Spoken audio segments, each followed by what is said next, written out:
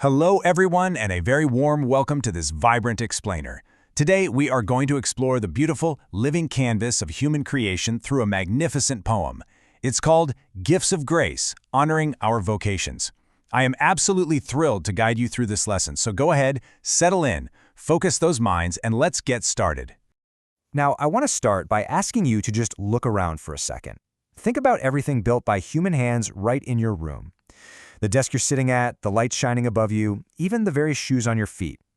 Have you ever pondered what truly gives a person their distinct identity in our society?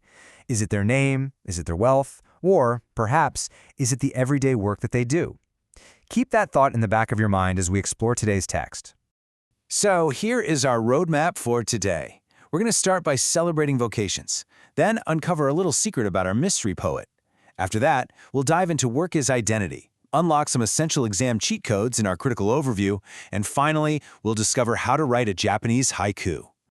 Number 1. Celebrating Vocations, Bharat's Living Canvas. Listen closely to this incredibly powerful quote straight from the text. The voice of their vocation is the voice of their identity. Take a moment and just let that sink in.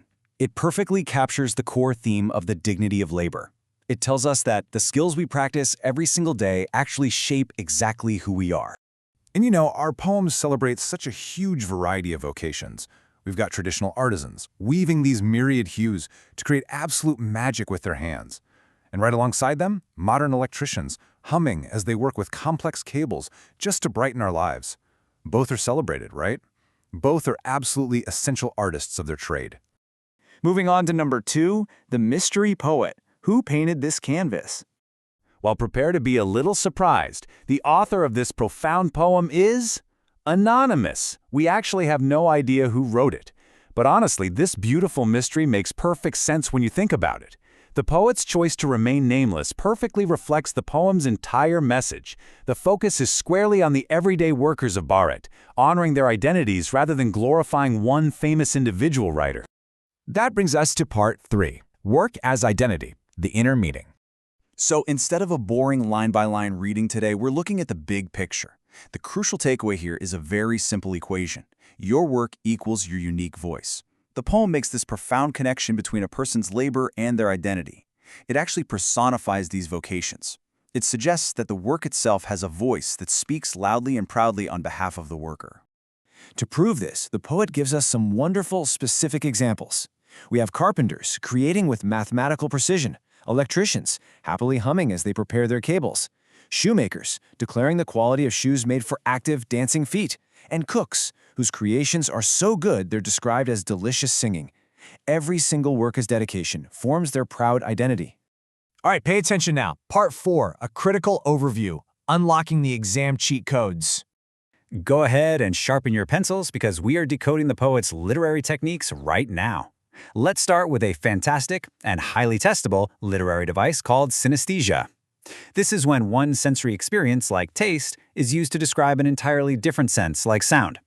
The perfect example from our poem is the cook's delicious singing. You taste something delicious, but you hear singing. Mixing them together creates a wonderfully vivid, memorable image in our minds.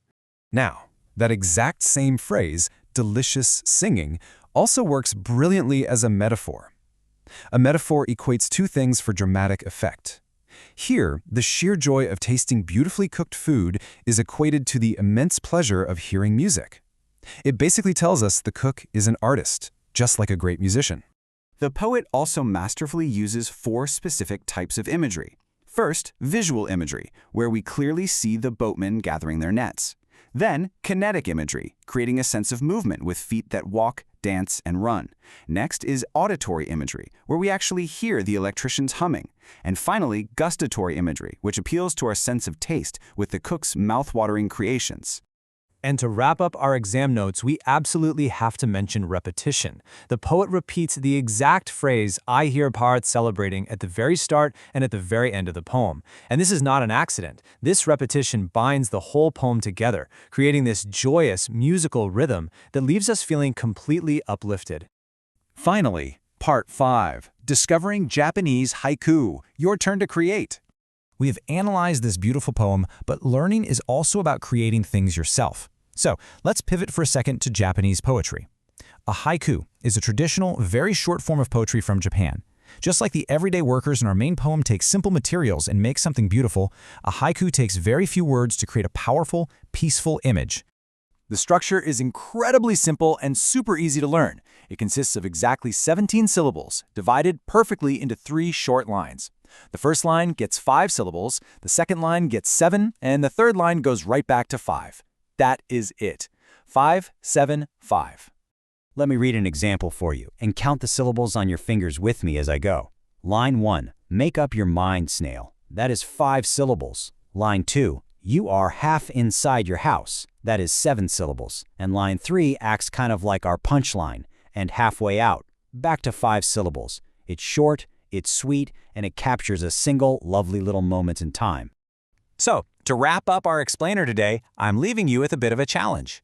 You have seen how beautiful a worker's identity is. Can you apply what you've learned today and write a 17-syllable haiku about your very own dream vocation?